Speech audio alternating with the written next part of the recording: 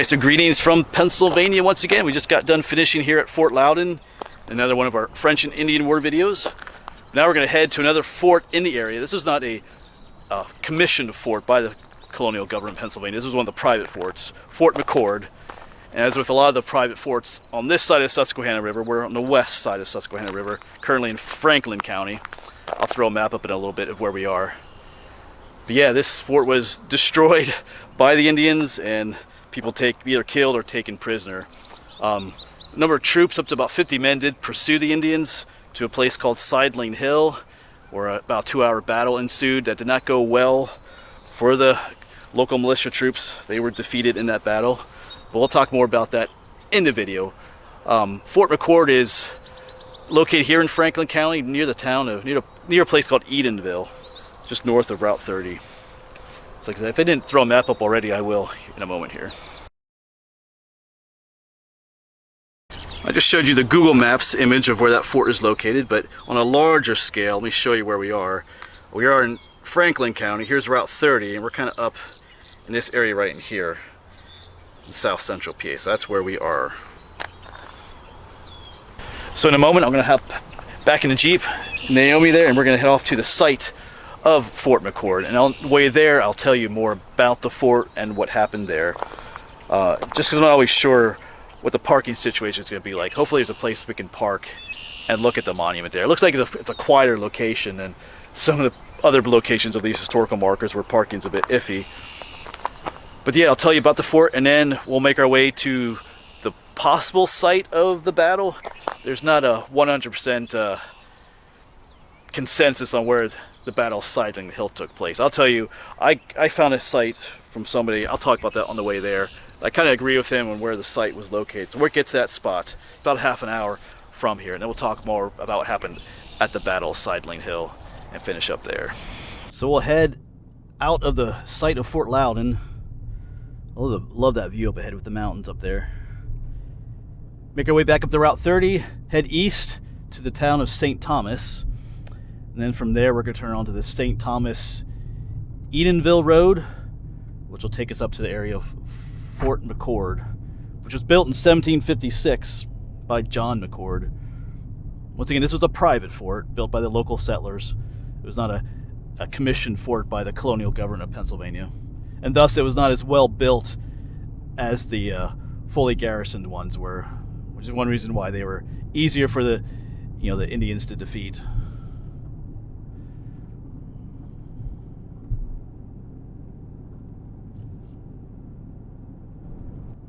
Alright, up ahead's Route 30. Take a right and head to the town of St. Thomas.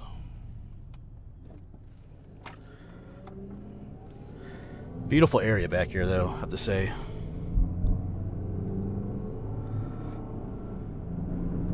Alright, we are in the town of St. Thomas now. And we're going to take a left up here onto the St. Thomas Edensville Road. Yeah, which is right here. Green light. We'll take that.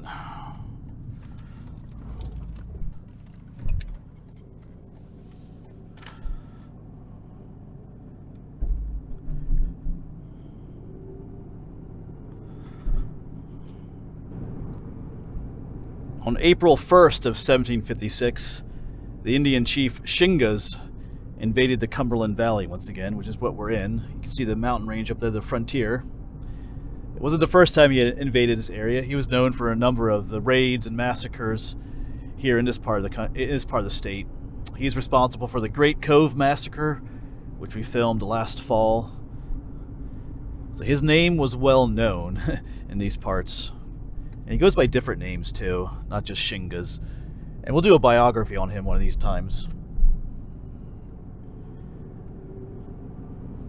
Yeah, but on that particular attack, he did come to Fort McCord, and he defeated it, captured it, burned it to the ground, and the 27 people that were inside were either killed or taken captive by him, with the intent of taking them back to the Indian village of Kittanning, which is in the western county of Armstrong County in western PA. We'll be filming there, hopefully this summer too. And a few of the people were rescued during what's called the Kittanning Expedition, which took place later in 1756. But we'll do a video on that one too, hopefully. But shortly after the capture of those people and the burning of the fort, a group of militia did gather together to pursue Shingas and his men.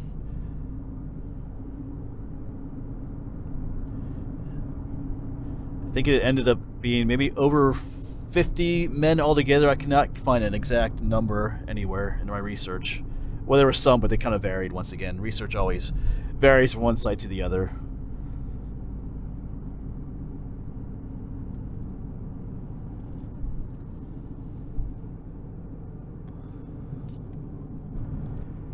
So we shouldn't be too far away from the site. To be honest, at the moment, I'm not sure if I'm on the road I need to be on. There's a lack of road signs back here, like especially at the intersections. But we'll see. I can always check my phone. But I think we're still headed in the right direction.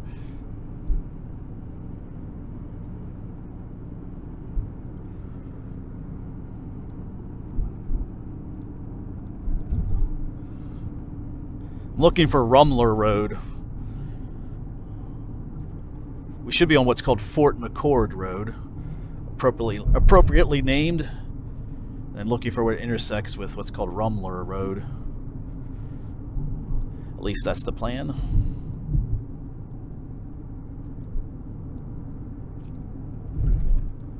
Oh yeah, here's the modern historical sign for Fort McCord. I think if we turn this way, the old marker is down this way. Yep, I see it up here. Just in front of this one barn. Just gotta find a place to park. Alright, so here is the historical marker. So this was the site of Fort McCord. The site of Fort McCord, where 27 pioneer settlers, men, women, and children, were massacred by Indians or carried into captivity April 1st, 1756. It was a few rods southeast of this spot. So just down, back in this way somewhere. And the list of victims were Mary McCord, Mrs. John Thorne and Babe. Gets a bunch of names there. Anne McCord, wife of John McCord, and 2 daughters, Martha Thorne, young mother with unborn babe and a young girl. Names of provincial soldiers, if I could talk, of provincial soldiers killed in pursuit of the Indians at Sideling Hill. Yes, this is the men that were killed or wounded. Captain Albert Culbertson, which is the man who led the pursuit, has all their names there. Number were wounded as well. But we'll talk more in detail about that battle later. Looks like there's 20-some killed and a number more wounded. I get quite a few varying numbers for how many were killed or wounded in that battle from site to site that you visit or read about. But yeah, neat little memorial there for them. Gotta get a picture of that. Yes, so this is Rumler Road. Of course, up there is McCord Road, Fort McCord Road. Right here's the monument. There's a more modern blue historical marker up at the road intersection, but this is the one I'm interested in. Yeah, so these spots bring history to life. You could drive through this area, you don't even know that this marker is here unless you come down this seldom used back road. All right, but we're gonna hop back in Naomi and we're gonna head towards the site of Sideling Hill, where this battle took place. Remember, not too long after the fort was burned and captives taken, local militia did pursue them. Of course, that battle did not go well for them. And there's a lot of discrepancy, like I said, as to where Sideling Hill was, where this battle was located. But I'm going to the place where other researchers say it was, and it makes sense, and we'll talk about that on the way there. But I am going to make one detour in this video to film another place on the way to Sideling Hill. So let's hop back in and get going. And on the way to Sideling Hill, to give you a little bit more information, and then we'll talk more about the battle when we're at the site of Sideling Hill, or what could possibly be the site. All right, but I love this little historical plot back here. There it is. All Alright, we are back on Route 30, heading west. You can see the mountains up ahead. Once again, that's the frontier. And this is most likely the direction that Shingas and his men, along with the captives that they took, this is the direction they would have headed. Of course, Fort Loudon will be off to our left a little bit. They kind of skirted by that fort. And then we're going to head up north on Route 75. That's probably the route that they took as well. Most likely they were using one of the Indian paths through this area known as the Raystown Path. You gotta remember that back then all these roads didn't exist that we're traveling on today. There were a few rugged wagon roads that they used, but they still used a lot of the old Indian paths, especially the Indians themselves.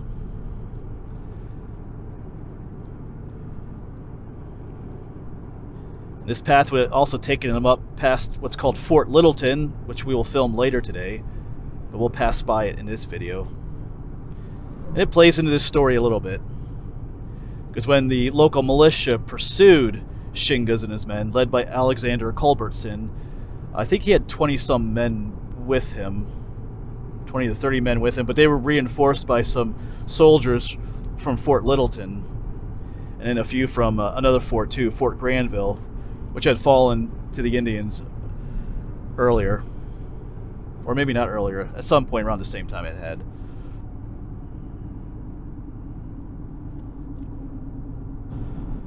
Okay, we're coming up on the intersection of Route 75, and we're going to head north.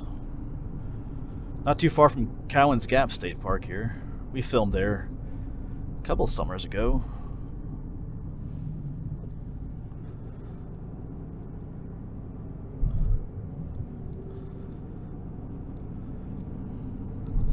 Alright, so once again, this is likely the path that they took. But up ahead here, I'm going to detour from the path and from this video for a bit. I'm going to film stop at another spot, an old iron furnace up this way that a viewer told me about, so we're going to stop in and film that. And after I film that, I'll get back in touch with you here in this video, and we'll continue on our way to Sideling Hill, to the probable location where that battle took place, and we'll talk about what happened there. I believe there's a place I can park at where we can kind of see the gap in the mountains where that battle took place. But I will see you for now, but for you it'll just be a couple seconds till I'm back. For me it'll be a little bit longer. Alright. Well, we are back on path again. Just got done filming at the Carrick Iron Furnace, which was an awesome spot. There's some equipment that's unique to the whole nation that you can only find at that spot. We're back, like I said, we're back on path. The Raystown Path, also known as the Forbes Road.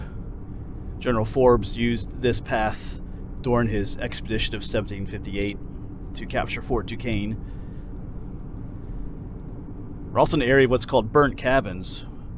That has some history to it as well. It's prior to the French and Indian War. Early 1750s. I'll have to do a video on that sometime. So we're in Fulton County now, and we're going to be passing Fort Littleton in a little bit. Our Raystown Path passes Fort Littleton. That's why the fort was built on that path. Of course, Shingas and his men, with the captives they had, would have gone this way, and then Alexander Culbertson and his group of militia would have come this way as well. And as they passed Fort Littleton, they were reinforced by a number of men from Fort Littleton joining them. So that makes sense. Coming up this way, they would have passed right by Fort Littleton, probably would have stopped in, and then were joined by some more soldiers. I doubt Shingas and his men passed directly past Fort Littleton. They probably skirted around the edge of it or something off trail. That wouldn't make sense for them to pass right in front of it. So we'll pass that marker up here in a bit. And then later today I'm going to be filming that in a video too, but not in this video. I'll be filming Fort Littleton and Fort Shirley in a separate video. Finishing up the western frontier forts, defense forts. Alright, I'll get back to you when we get closer to the site of Fort Littleton. Alright, just up ahead on our right is going to be the site for Fort Littleton, or at least the historical marker for it. Right there you can see the blue marker, and right there is the stone marker. We'll be stopping by there later today. So here's where both of our parties would have passed through this way. Shingas and his men, and then the group of militiamen, soldiers following them, pursuing them. All right, I gotta keep my eyes open for another road here. All right, I found the road I need. This is Forbes Trail Road. Okay, so I'm making my way to the town of Waterfall, PA, where there's a gap in the mountain known as Sideling Hill, which, from what I've read, could easily be the site of the Battle of Sideling Hill. There's a fellow I mentioned before, the Pennsylvania Rambler. Maybe I'll put his name down below, but he wrote an article on this, and I agree with him. He mentions that the Raystown Path passes right through that gap in the mountain, through Sideling Hill. It's a perfect place for an ambush for the Indians to do on the people pursuing them. It just kind of fits. So we're going to make our way there, maybe about 20 or 15 minutes away. So I'm not going to film a whole lot until we get to it. Once we can see the gap in the mountains, I'll bring it back with me again. And at some point, hopefully I'll be able to pull over and talk about what happened at that battle. It did not go well for the Pennsylvania militia, to say the least. All right, I'll see you then. All right, we are now entering the village of Waterfall, Sideling Hill Creek. So we're going to turn left up here, 913. As we make this turn, you'll be able to see the gap. Oh, we got a stop sign here. You'll be able to see the gap in the mountains up ahead. Make sure we follow the highway signs. All right. Yeah, up ahead. There's the gap in the mountains. You can see there's a mountain behind it, too. But this is where the Raystown Path would have gone through. This mountain here is Sideling Hill.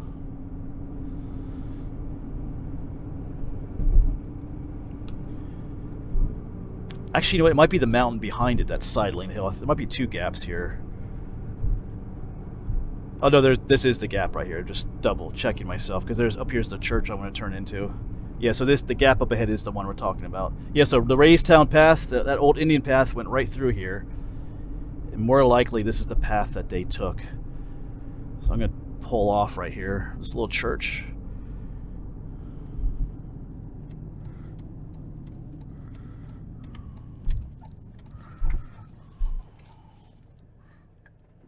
Alright, so once again, up here is the gap in the mountains, where more than likely, I would say, the Battle of Sideling Hill took place. You know, historians don't all agree on that, but from what I've read, and I would agree with some of the folks in their research, because like I said, the Raystown Path goes right through there, and this is the path that Shingas and his men most likely took, and then those following them as well.